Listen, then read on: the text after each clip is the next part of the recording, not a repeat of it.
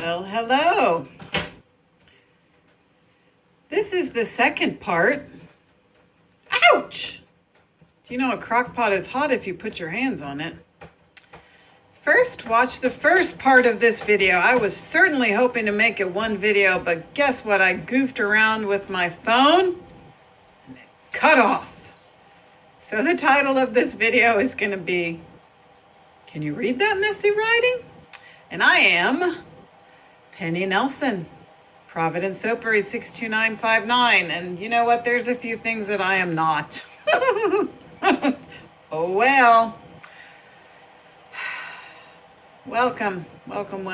Merry Christmas. Hey, we started cooking soap at 4:28, beginning of December, and we are an hour and a half-ish, 90 minutes into the cook, and I get to stir. Sounds like Josiah has turned on the coffee pot behind me, and it's making some noise.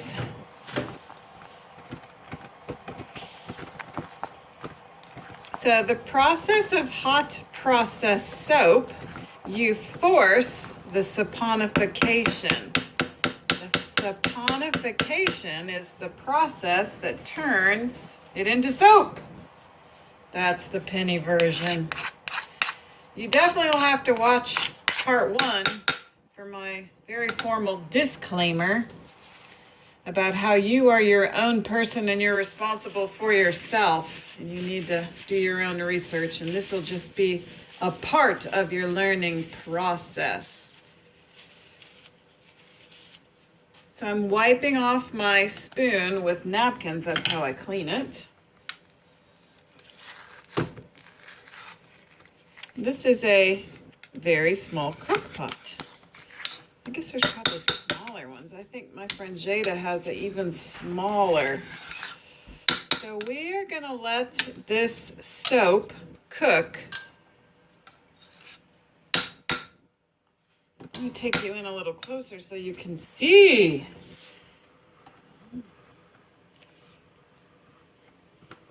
That's super professional, huh? A little more light on the subject. See that? You're cooking well.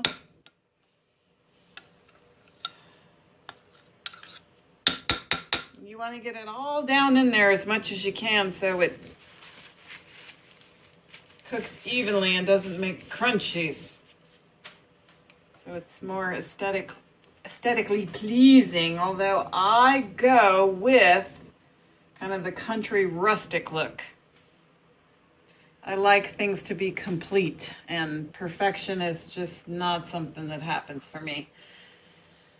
Let me give you the recipe again also. So you can pause it here, and then you can copycat.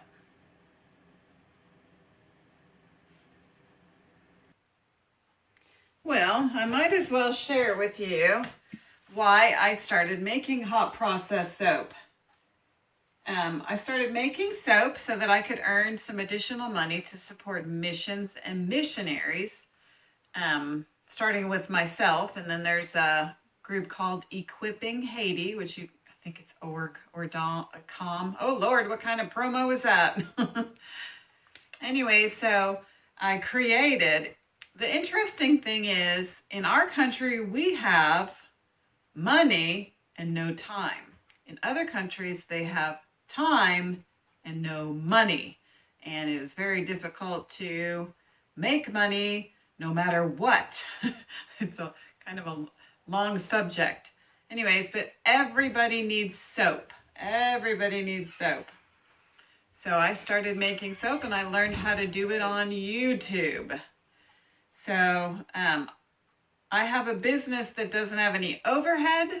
I've already paid for all of my materials, you know, all the items that I have. And so when I sell soap, I give all of the profits away pretty much and just rebuy a few items. Can you hear my husband in the back room? He's hopefully going to come in so that we can enjoy our our Thai-D. If you're from this area, you definitely need to go buy Thai-D, and if it's the right time of year, you certainly want to try the pumpkin curry because it is super awesome. So that's why I learned how to make soap. It took me about 2 years to kind of get it figured out, and I think it's pretty amazing that you can learn to do things on YouTube, so that's why I'm sharing. I don't know everything. I know a few things, but I can share what I know. So I did want to show you this. I do have some videos of the whole soap process in a video called Christmas Snow Soap, and I think it's 2 or 3 or 4 videos. And I made this year. It smells like Christmas, and I put a sample soap bar at work. I work at Interstate McDonald's in Marion, Illinois, and I put a paper and asked people to smell it and give me their comments, and I thought this was amazing. I got some really nice comments. Everybody enjoyed it, so if anyone didn't enjoy the smell, they didn't put yuck on the paper. So I've got a couple more bars of Christmas snow, and I sure would like to make another batch. When I usually do batches, that's what I do, about an 8-pound loaf, and I like to do 2 of them. It takes me 4 hours to do 1 batch, 6 hours to do 2. So I'm hoping I will get to do some more Christmas soap. I don't know if you can tell. I've got a little bit of, see how it looks like snowflake glitter. When I was growing up, my grandmother, my Grammy Carol, always burned bayberry candles. So to me, this is what Christmas smells like. It has a bayberry smell, but that's not the entire title. The entire title is Christmas Snow Soap.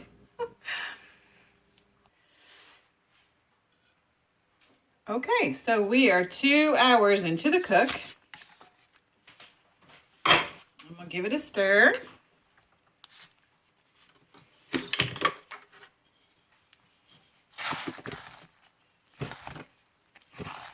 And at this point, we are going to add our super fats.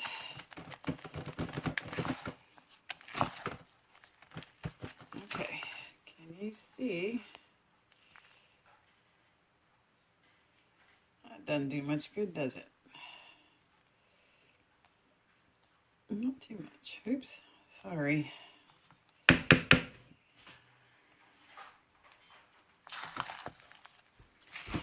Kind of got a glossy look. So what I've got here is coconut oil, ½ a tablespoon. Now that the soap is cooked, it's pretty much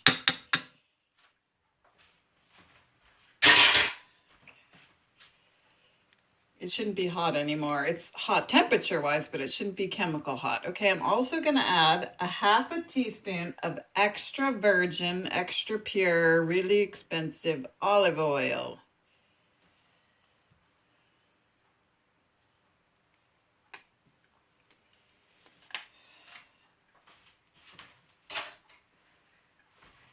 Okay, and I'm adding ½ teaspoon of glycerin. See, glycerin. Now the difference between mass-produced supermarket bars and this is, see, I make every batch is made individually, and we're adding in extra goodness instead of taking it out and selling it as an additional product. So handcrafted soap, handcrafted artisan soap is highly addictive because it has it's so nice. You'll have to try it. Okay, I'm also adding ½ teaspoon of that. It's a vitamin E oil, just because I can. So those are our super fats. That's going to make for a luxurious bar. Now, this is why if you're going to add like some crazy expensive oils, mango butter, shea butter, rice bran oil, I don't know, you can buy all kinds of things. You would want to add it as a super fat because when it saponifies, you cannot control what is saponified and what is not. So all of my soap that has been saponified is not my expensive ingredients. So we're going to let that cook for another half an hour. Oops, sorry. Close quarters in here, and this crock pot is hot.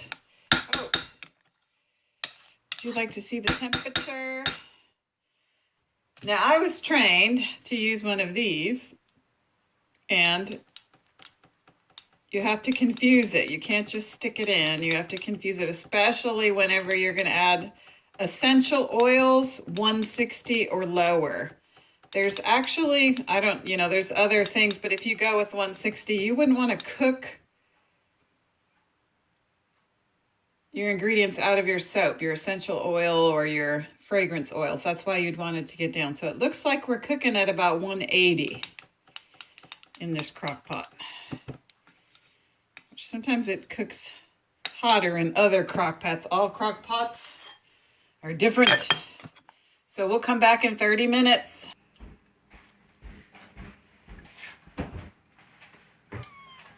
This is a singing cat. Do you want to come in, Morris? He does. Okay. Got about 5 seconds here on the cooking of the super fats. Let me get you set up here. Okay, so I'm gonna turn off the heat and we're gonna let it cool. It usually takes about a half an hour. Oh, somebody forgot to wipe the spoon and the knife. I'll have to clean them. Pause. All right, so I'm going to stir this, and I was going to tell you why I selected these oils for this small batch of soap that I was trying to help you to be able to do in your space. You can buy these items in the grocery store. You can buy coconut oil. Soybean oil is just vegetable oil, or you read the label. Okay, if it says ingredient soybean oil, it's 100% soybean oil. And manteca is what you need to make the bar harder. Manteca is lard. The other option you have is palm oil, which you have to get online and is pretty expensive. And you can't really buy it anywhere except online for shipping. So that's why I chose manteca, which is lard in this recipe. And then your super fats are extra virgin olive oil, coconut oil, and you can get glycerin pretty much. You probably can get it at Walmart, but I got it at our local health food store. So the point was for an individual to be able to do a batch of soap. So now we're going to take this off and leave the lid a little bit ajar. Give it some time to cool down, and then we'll add our fragrance oil. And then we'll mold it, which is the fun part. See how it's a little gloppy? Hot processed soap is different than cold processed soap in the sense that cold processed soap, you can do a lot of cool, creative, swirly things and color things. And hot processed soap, the reason why I wanted to do it was because it's saponified right away. Cold process, you have to wait a period of 6 weeks for it to continue to saponify, and you can't sell it or use it until then. Now, you can use this soap as soon as it is molded and out of the mold. It's still a little wet, and it does dry a little more and lose weight, but you can use the soap right away. And I, in my own home, do not have the storage space for cold processed soap, and I already learned how to do hot processed soap. So there you have it. So I will bring you back in about a half an hour, and we'll check the temperature of the soap, and we'll add our fragrance oil and mold it and call it a night. And when I let it cool, I do go ahead and take it out of the crock, the metal part, so out of the cooking part, and put it in a cooler location with the lid on. I just haven't put you can leave it a little bit ajar if you want to, but where the air gets on it, it's gonna make it a little drier, and you don't necessarily want that. So I'm gonna set the timer for 20 and then check it. Okay, we've cooled down 20 minutes. Move to my counter so you can see.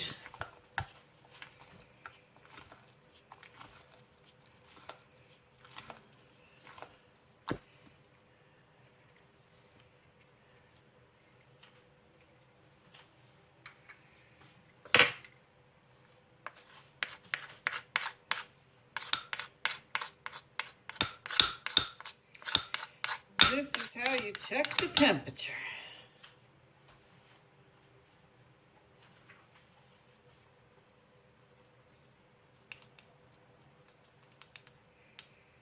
Kimberly McNutt, she says you got to confuse it.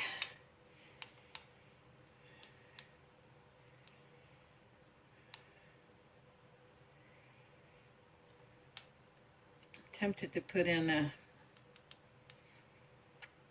half a teaspoon of honey. It's a little too high. I think I will.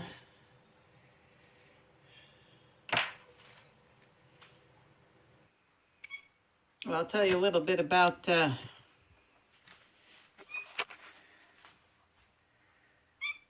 Morris. He picked me. He was here when I got back from Kauai, Hawaii. The end of May. This is regular honey, is when he picked me. Yep, he did. Came up to me outside because I didn't want to have any more cats. That's a half teaspoon. Might have been a little generous. Honey is a humectant. And he rubbed his nose on my nose 4 times, whereby marking me, making me his. He's wormed his furry way into my heart.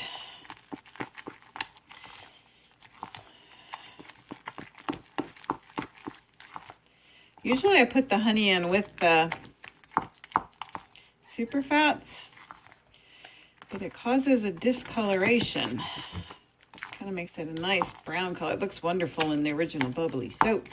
So this is the first time I'm trying it when the soap is at a lower temperature, not cooking it in.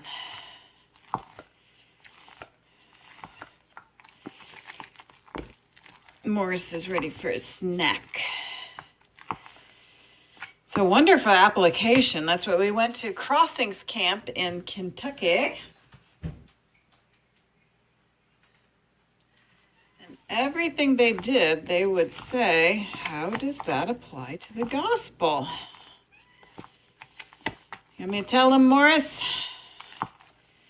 For myself, I've been thinking a lot about hunger. And the difference between physical hunger and spiritual hunger. Jesus says that I am the bread of life. And there's something inside of me, we'll just put it that way, that's not satisfied by the things of the earth. And I've had a definite struggle with food. I'm just sick of it. It never satisfies. I've struggled with my weight and extra weight and sugar and everything. I've thought before, I wish I could just quit eating. Anyways, let me you this temperature, and then I'll show you my illustration about Morris. He's I think I could put the fragrance oil in. I'm gonna do mostly pear, and I'm gonna put, I think I'm just gonna put, let me see what we got here, a little bit of Christmas smell. Do you know what Morris is so interested in? His food container. Yeah, I can go. So the half an ounce is a tablespoon. Please, honey one too. And I have this pear berry from Brambleberry. And this is a half an ounce or a tablespoon. So you can use this whole thing in this amount of soap. And I forgot what ratio it would be. And this is my Christmas smell. Glade glistening snow. I knew it. So I'm going to do 3 milligrams of Christmas snow. And mostly, ooh, that smells so nice. And then mostly pearberry. I'll just leave some in the bottle. So it's not quite a tablespoon. Ooh, that pear smells so good.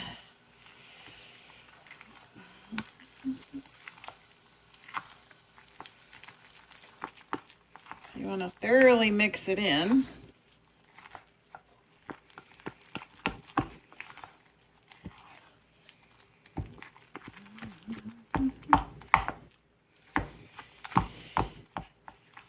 Anyways, you know how kids are, or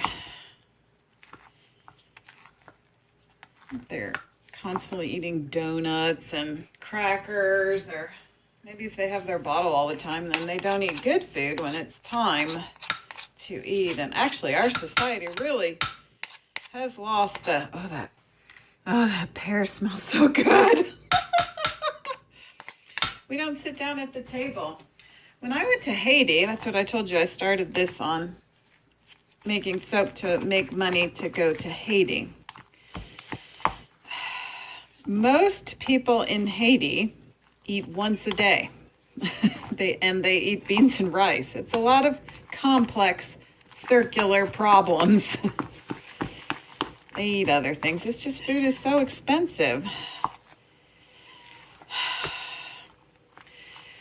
We went to a school where the kids, all 200 of them, waited for everyone to be served. They certainly don't eat like we do. They don't have excess amounts of food. Anyways, the thought is, when you're eating the wrong things, you don't desire the right things.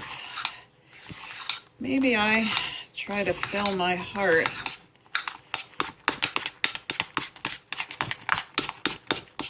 And I need to stop eating. I need to stop filling it with the wrong thing.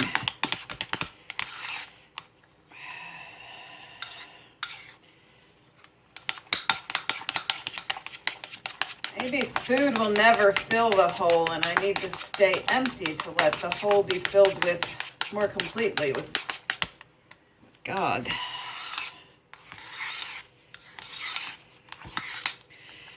The mechanisms are all the same. Like if a person is addicted to drugs or pornography or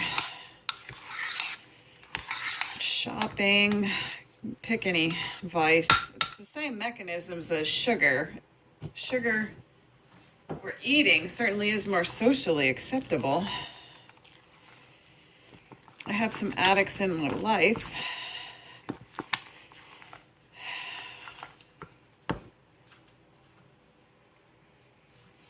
Good place to put a sigh. I know I want to admit it. I don't want to say it. I know I need to not eat sugar. I want to be accountable and responsible. I want to still do it, even though it's bad for me. Have I mentioned I accidentally put on 30 pounds in the last 2 years? Accidentally. What about self-control?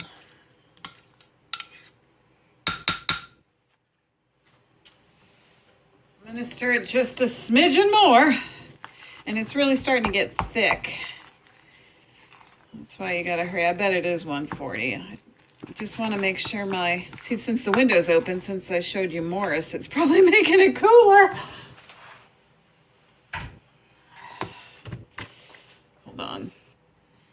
All right, so here's my mold.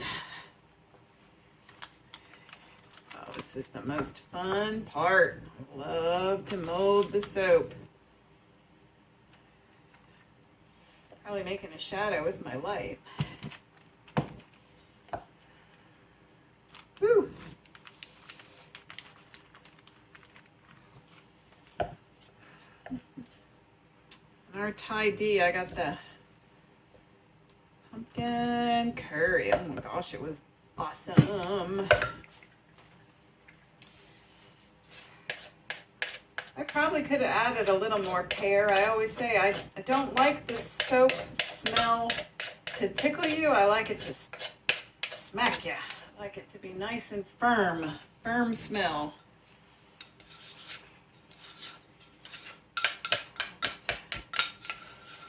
Oh my gosh, the pear is wonderful. I've really had a thing for pear. Leave that alone there.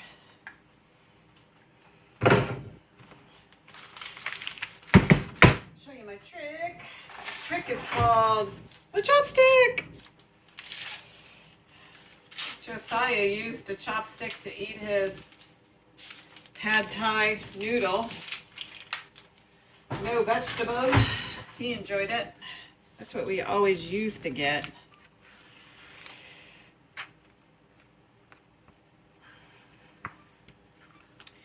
So your soap is gonna, it's a mold. It's a mold principle. It's gonna, I'm gonna bang. It's gonna take the shape of the item that you're in, that you put it in. And I like my soap to be a good size for the flip. When I wash my hands, I do a flip. I don't know where you are. Yeah, I do a flip. So I like it to be the right size to do the flip. Okay. So that's just about it. That is it. It should be down there in all the corners, and then I'll unmold it tomorrow, and I'll probably do another video to show you. So that counts as complete. So what I am gonna do is show you my cat. And we had a tree that fell on our carport, so my laundry room is still in destructo mode. My husband did the repairs. So this is my life. Hold on to it. Hold on, and I'll just take you with me. Can we do it this way? Okay. So we'll head past, this is my scratch off.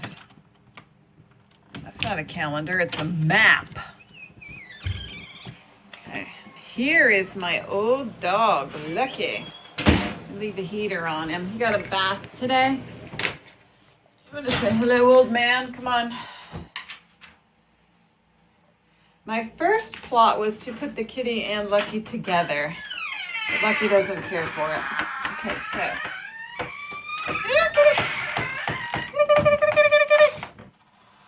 Well, he was just out there meowing. Where is he?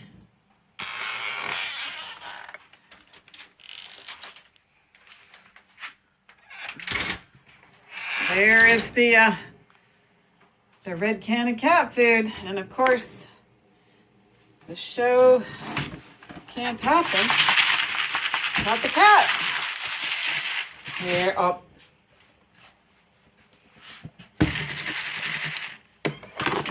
Motivated by food.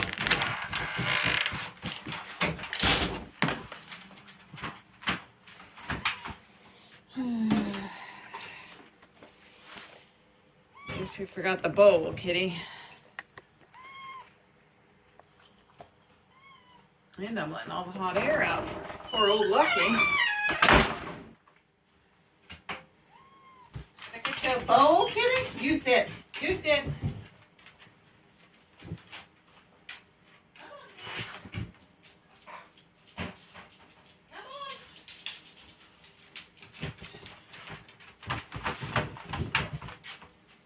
Cat knows where his food is. All right.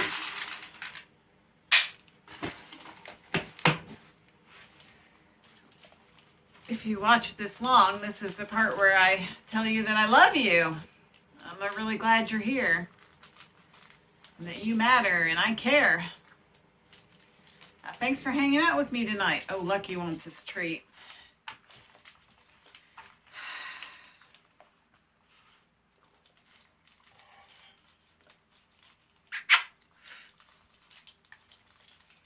See you soon.